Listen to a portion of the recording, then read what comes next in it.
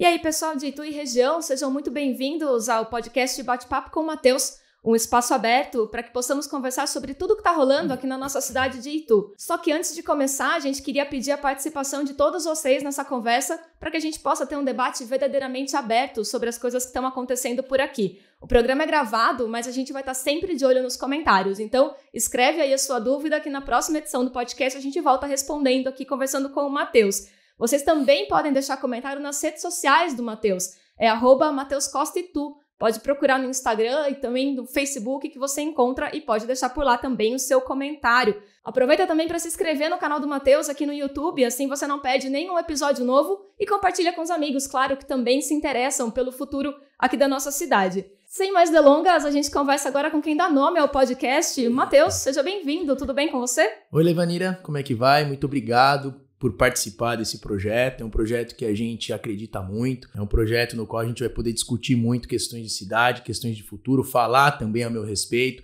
para aqueles que não me conhecem ainda, poder saber quem sou, de onde vim, o que faço e o que pretendo fazer pela cidade de Itu. E tá preparado para fazer isso via podcast? Muito. Eu acho que é um canal importante, né? É o que tá hoje em voga, o pessoal tem utilizado bastante, é um meio de comunicação interessante pela internet e também o contato pessoal com as pessoas que a gente tem feito no dia a dia. Sem dúvida. Matheus, e aí, vamos começar falando um pouquinho de você. Empresário, advogado, político, como é que surge tudo isso na sua vida? Em que momento você entende que a carreira pública era a tua pegada, assim, era o que você queria para você? Rapidamente, eu iniciei minha vida no mercado imobiliário, minha família começou uma imobiliária que hoje ela tem bastante representativa na cidade, e ali então eu fui atendente, fui office boy e depois logo corretor de imóveis, mas já desde menino eu me sentia vocacionado à vida pública, tanto que fui fazer direito, escolhi direito, que é o que eu acreditava que se aproximava mais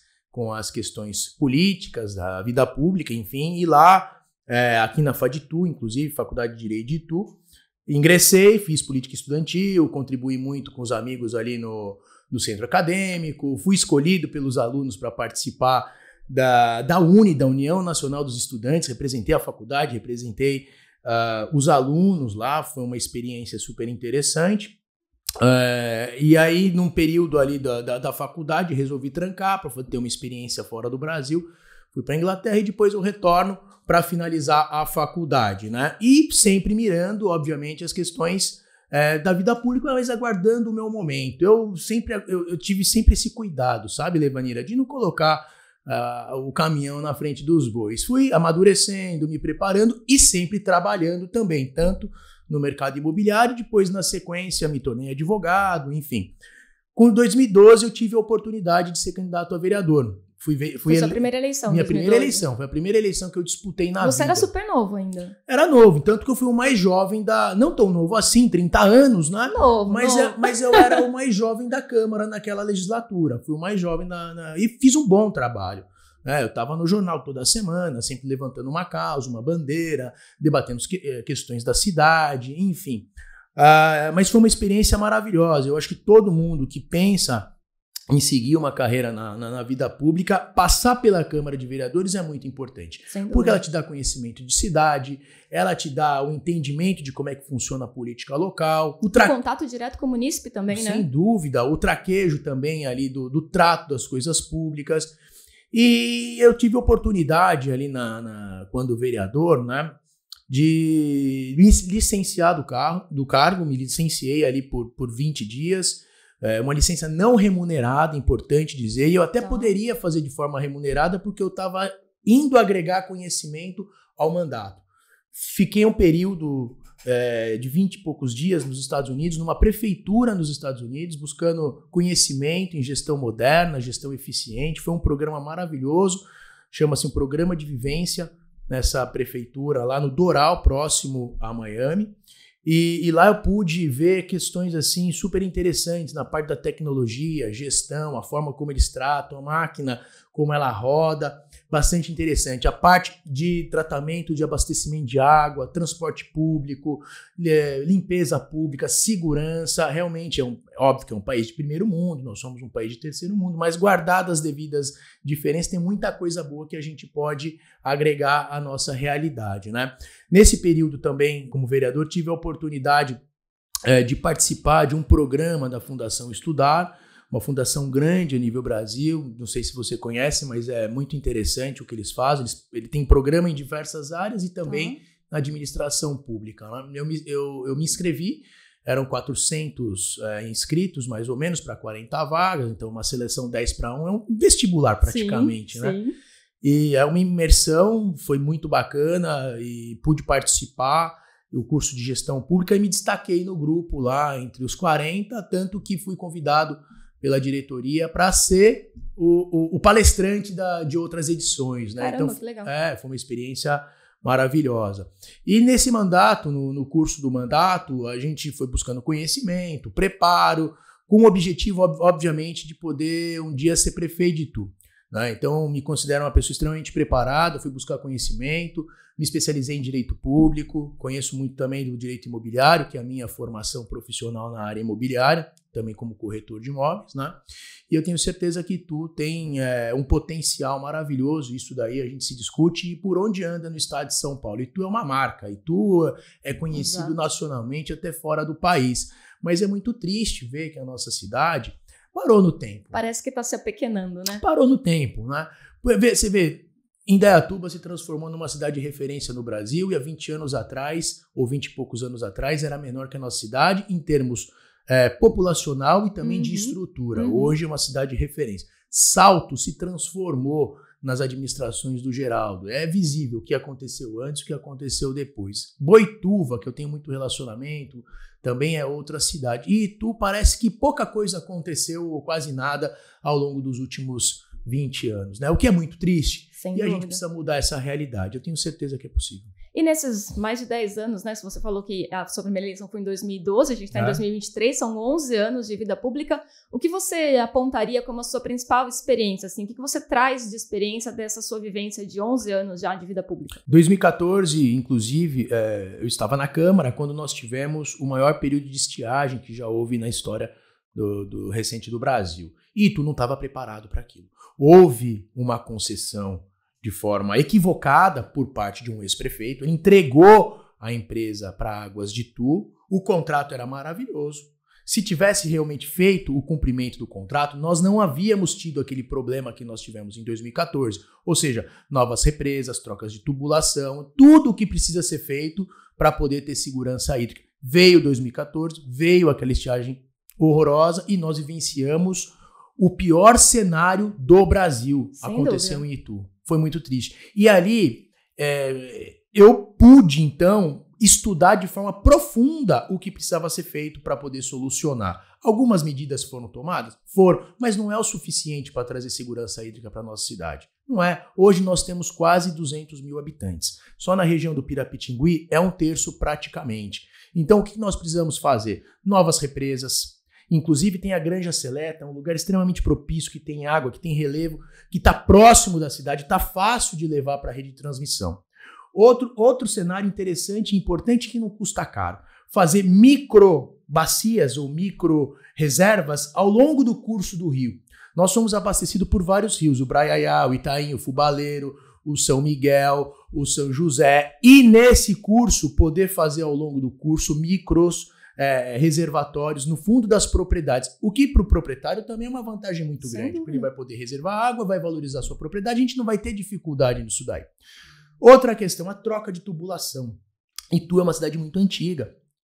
Itu é uma cidade que tem 413 anos. Com uma perda gigantesca de água durante a captação e depois no envio. É aí que eu vou chegar. Pelo fato da nossa tubulação ter pontos na cidade que tem 60, 70 anos, são aquelas manilhas ainda muito antigas, existe uma vazão muito grande. Chega a 40% em alguns pontos de água tratada, Leivanira. O que é um absurdo. Você veja que a água bruta, ela já tem um valor inestimável. Faça ideia, então, a água tratada, que tem cloro, o trabalho humano, que tem energia elétrica, que é caro, então, e tantas outras coisas. E que é finito, né? Perfeito. Porque esse é o grande problema. Se você perde a água que não está chegando para a população e que não tem como repor. Perfeito. Né? Então, em muitos pontos da cidade, precisa ser feito a troca da tubulação. Né? A represa do Itaim é importante? É muito importante, mas é para daqui quanto tempo? Exato. Né? Então, a gente precisa de ações imediatas. A segunda linha do Mombaça é importante? Vai ajudar, não tenha dúvida. Mas a gente precisa ter segurança hídrica, a gente precisa pensar no futuro, a gente precisa pensar em Itu para os próximos 20 anos. É o que eu não tenho visto hoje dos gestores. Até porque é importante a gente falar que a gente vem de uma crise hídrica muito pesada em 2014, mas o ano passado faltou água. E vou te falar uma coisa, se a estiagem for grande esse ano, vai faltar de novo. Faltou em 2020. Essa é uma triste realidade que a nossa cidade vive. Mas dá para mudar. Olha, com força de vontade, empregando energia na coisa certa, fazendo os investimentos certos e com correção, com seriedade, dá para mudar esse cenário. Eu acredito muito nisso. Precisa mudar, né? Acho que a gente precisa fazer alguma coisa para mudar, porque a situação de fato é bem caótica e é uma dor latente do morador da cidade de Itu, né? Porque todo mundo quer chegar em casa no final do dia para ter o direito de tomar um banho, né? Olha que dado absurdo que eu vou te passar, mas é uma realidade. A última grande obra que foi feita em Itu, em termos de represamento, foi a do Itaim. O prefeito era Sérgio Prévidi, ele foi prefeito de 89 a 92. A cidade naquela época havia 90 mil habitantes, mais ou menos. Nós dobramos o número de população e mantemos a mesma capacidade de reservamento. Não fecha a conta. Exato. É uma coisa, se você dobrou o número populacional, você também tem que dobrar o número de reserva de água. Porque o consumo tá lá. É o que você falou, a conta precisa fechar. Precisa fechar. Exatamente. Matheus, recentemente você também assumiu a presidência do PSD aqui em Itu. Queria saber como aconteceu, como se deu esse convite, por que você foi chamado, como é que acontece? Conta pra gente. Olha, eu conheço o Kassab já há bastante tempo. E ainda jovem, adolescente, meu primeiro voto, 16 anos, eu participei de uma convenção que na época era o PFL, Partido da Frente Liberal, e ele era um dos líderes na época, né? E eu achei aquilo muito interessante. Eu convivi com eles naquele momento, ali até, quem sabe, uns 18 anos.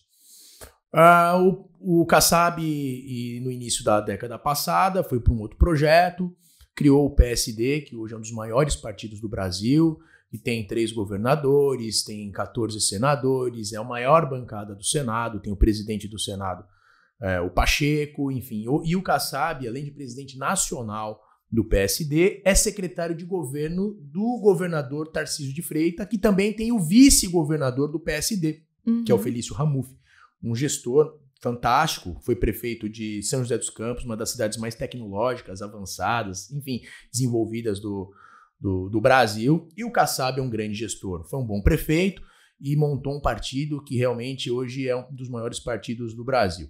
E através de um amigo que é prefeito aqui no interior, o Rodolfo Anganiello, houve essa articulação, essa aproximação, essa reaproximação, porque o Rodolfo é uma liderança regional do partido e tem fortalecido o partido na região, e nós estivemos lá numa reunião, enfim, havia tido outras 2 reuniões no ano passado com o Kassab, e foi formalizado ali então o convite para que nós assumíssemos a presidência do PSD aqui em Itu, que nós estruturássemos o partido, tornando o partido forte para as próximas eleições, para a eleição de 2024, no qual eu sou o pré-candidato a prefeito do partido. Eu fico muito à vontade, o Kassab é uma liderança importante a nível Brasil, e não só ele, mas nós temos outros apoiadores, outros partidos dentro do nosso arco de aliança. Nós já temos confirmado, Ivanira, 6 partidos, né? E a gente está conversando com um 7º partido, porque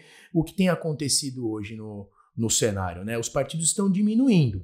Existe a cláusula de barreiras, né? Que é um percentual que o partido precisa fazer para sobreviver de certa forma, com o quê? Com tempo de TV, com o fundo partidário, enfim, com coisas que faz com que o partido possa sobreviver politicamente. Então, o que estão fazendo? Aqueles partidos que não passam na cláusula de barreiras, eles estão se agrupando, eles estão fazendo fusão, incorporação, ou estão fazendo também um formato para poder se juntar e ali... Então, o que está acontecendo? Está diminuindo o número de partidos disponíveis e aqueles também que passaram na cláusula de barreiras. E mudou também o sistema de eleição proporcional. Na verdade, não é exatamente o sistema, mas o número de candidatos por partido. Não pode mais ter a coligação proporcional, agora cada partido lança ali a sua chapa de vereador, e no passado, que era 1,5 o número de vereadores da cidade, por exemplo, e tu tem 13.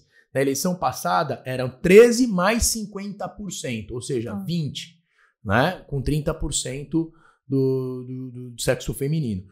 Hoje o cenário é diferente. Hoje você pode lançar os 13 e mais um. Então são 14. Caiu aí em 30% também a quantidade de vereadores por partido. Então hoje você ter um partido é super importante, que você vai poder ampliar ali o número de candidatos dentro do projeto municipal. Então a gente tem focado nisso, né? Esses primeiros meses do ano eu me preocupei muito no alicerce do projeto, né? Porque tem gente que tá correndo, tá gritando. Claro que eu não deixei de visitar, não deixei de falar de políticas públicas, não deixei de falar de futuro, não deixei de falar o que penso para a cidade. Agora vamos falar muito mais, né? Sem através dúvida. dessa oportunidade, desse canal. Mas eu me preocupei inicialmente em fazer o alicerce, a base. Estrutura, partido, apoio, bons pré-candidatos a vereador, né? E, enfim, que é o que precisa, obviamente, para ter sustentação. Até...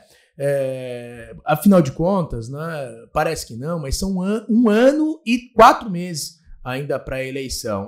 Passa rápido? Passa. Parece bastante tempo, mas na verdade passa muito rápido. Passa né? rápido, mas se a gente não fizer isso de forma antecipada, virou o ano, Levanira, ali é só trabalho, é só rua. E eu remodelei a minha vida para isso, né? Você veja, eu tenho um escritório de advocacia, eu tenho imobiliária, sou corretor de imóveis, e também atuo um pouco na construção civil. Mas em todas as áreas eu tenho sócios. A minha esposa é minha sócia, a minha irmã é minha sócia, enfim. Então eu estruturei a minha vida para poder ter mais tempo para ouvir as pessoas, para ouvir o que as pessoas pensam para a cidade, o que as pessoas sonham para Itu, e também para a gente poder pôr isso em discussão e, obviamente, depois pôr em prática. Matheus, você comentou aí que a sua esposa é sua sócia, sua irmã é sua sócia. Como é que funciona a família aí? A família te apoia em todo esse projeto político? Como é que fica o Matheus marido, o Matheus pai, né? E o Matheus pessoa pública? Olha, Levanira, eu costumo dizer, e isso é uma verdade, que se a família não estiver junto, se a família não apoiar, dificilmente um projeto vai avançar, vai funcionar. Porque você envolve muitas coisas, muitas questões, né? Questão de sociedade, familiar, exposição, a distância muitas vezes, porque não é incomum sair de casa, as pequenas estão dormindo, eu saio cedo, eu durmo tarde e acordo cedo. E aí às vezes chega tarde de algum compromisso e as pequenas estão dormindo, não é incomum. Então não é fácil, né? É uma entrega, né? É um sacrifício, mas a gente tem que fazer. Já que eu decidi por esse projeto, já que eu estou convicto do que a gente pode fazer pela cidade, então a gente também tem que sacrificar em alguns pontos. Bom, a minha esposa é uma mulher maravilhosa, é um presente de Deus, costumo dizer, que é minha sócia no escritório de advocacia e também na parte de construção civil. Ela é minha parceirona em tudo, me apoia, acredita, me entusiasma, que muitas vezes, você sabe, né, oscila demais. Essa vida pública, ela é uma roda gigante, é uma montanha russa. Tem dia que você tá, uau, animado, vamos lá, vamos pra cima, já deu certo. Aí tem dias que são mais difíceis, e isso é comum. Até o ser humano é assim, com as emoções, né? É pra todo mundo, acho. E ela é sempre um braço muito forte ali, me apoiando, e acredita, ela é uma entusiasta do projeto, embora ela não se expõe tanto, ela é muito discreta, ela é reservada, né? Mas ela me acompanha, ela me ajuda, ela tem boas ideias e me cobra bastante, viu? Eu tenho uma munícipe ali. Uma fiscal. A primeira fiscal tá em casa. E o que é importante, tá? Sim, sem dúvida. A minha irmã, meu pai, a minha mãe são a minha base, né? Os meus pais que deram início lá na nossa empresa familiar. Isso que eu ia falar, seus pais também são grandes inspirações, né? Seu Sim. pai também político, meu pai já teve sua mãe também já teve envolvimento com o terceiro setor, eu acho, sim, né? Sim. O meu pai já foi vereador, a minha mãe, ela sempre foi muito envolvida no terceiro setor, que foi uma formação importante para a minha vida também, essa parte social que eu carrego, né? Enfim, de querer cuidar das pessoas, ajudar, atender, resolver problemas, enfim. Isso é uma coisa muito que eu herdei dela também. E aí, num certo momento, quem sabe 3 ou 4 anos atrás, meus pais saíram da operação e eu e minha irmã assumimos de fato a empresa, a MN, que tem crescido e hoje deve estar entre as 2 ou 3, quem sabe, mas com muito trabalho, enfim. E a Gabriela também acredita. Ela sabe o quanto eu me preparei, ela sabe das minhas boas intenções, ela sabe aonde a gente pode colocar a nossa cidade no cenário nacional. E então eu me reuni com eles, né, e falei que estaria disposto a participar desse processo novamente, mas que eu precisaria muito da colaboração delas e deles também, da família como um todo, né? Então minha irmã toca muito bem ali a nossa empresa imobiliária, que a gente faz administração, tem uma carteira grande, venda, locação, administração, né? E eu fico mais na retaguarda nesse momento para ter mais tempo de poder estar conversando com as pessoas. E a minha esposa também faz a outra parte, que é fundamental, não só na família, enfim. Mas eu tenho meu tempo com as crianças, eu tenho meu tempo com ela, a gente já separou isso de forma muito, muito clara, tá muito...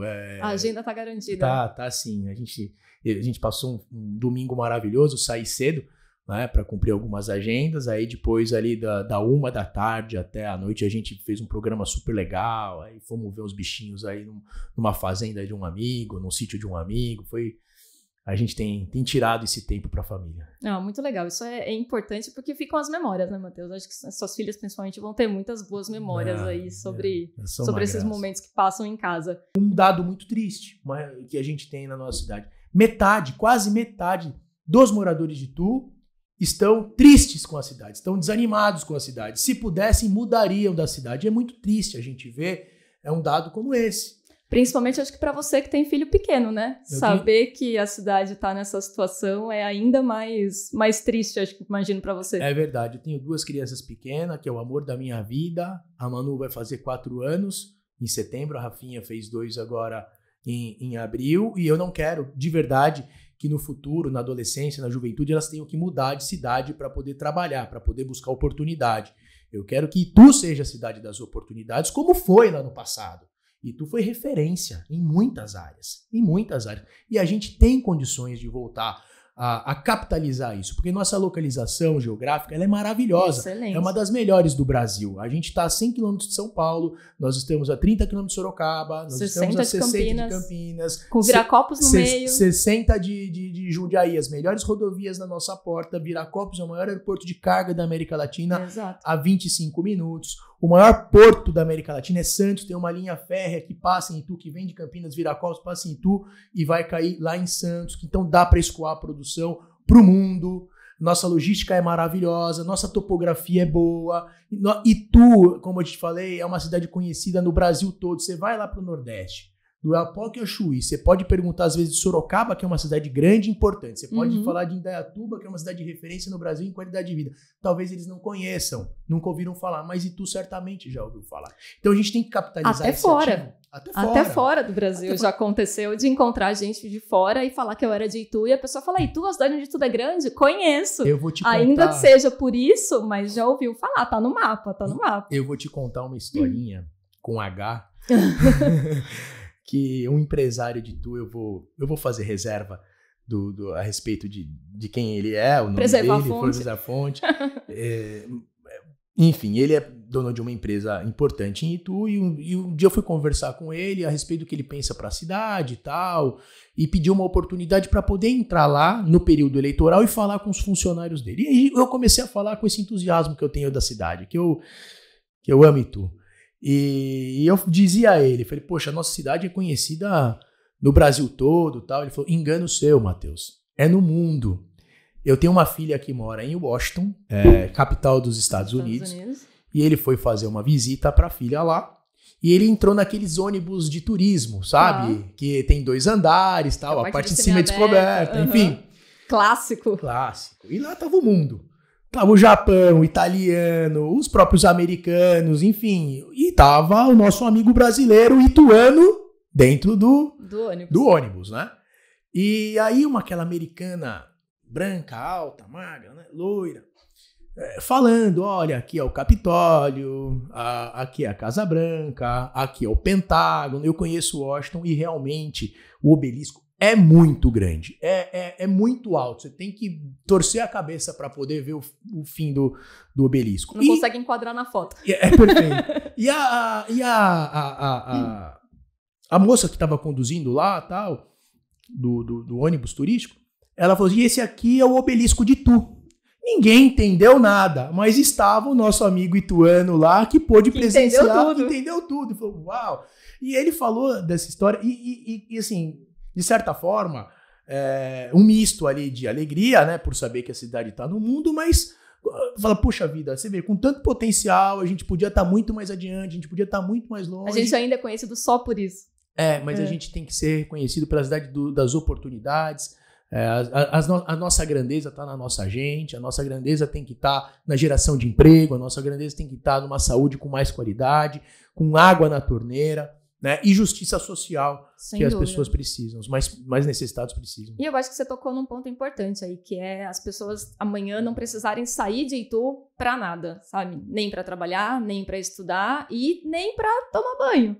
Que eu conheço gente que foi embora de Itu por causa disso, assim, e é muito triste você saber que nenhum básico ali a cidade às vezes consegue oferecer para a sua população. Acho que é isso por hoje, Matheus. Eu agradeço sua participação, retomo o convite para que você aí de casa participe ativamente aqui do programa, então deixa seus comentários aqui no YouTube, também nas redes sociais do Matheus, @MatheusCostaItu, é isso? É isso aí, Levanira. E semana que vem a gente está de volta, então fica o convite para você acompanhar mais uma vez a nossa jornada, o nosso segundo episódio do podcast, que vai semana que vem. Muito obrigada, obrigado, Matheus. Eu que agradeço. E boa sorte aí nessa semana de muito trabalho, a gente tem muita coisa para conversar, então você se prepara. Vamos lá.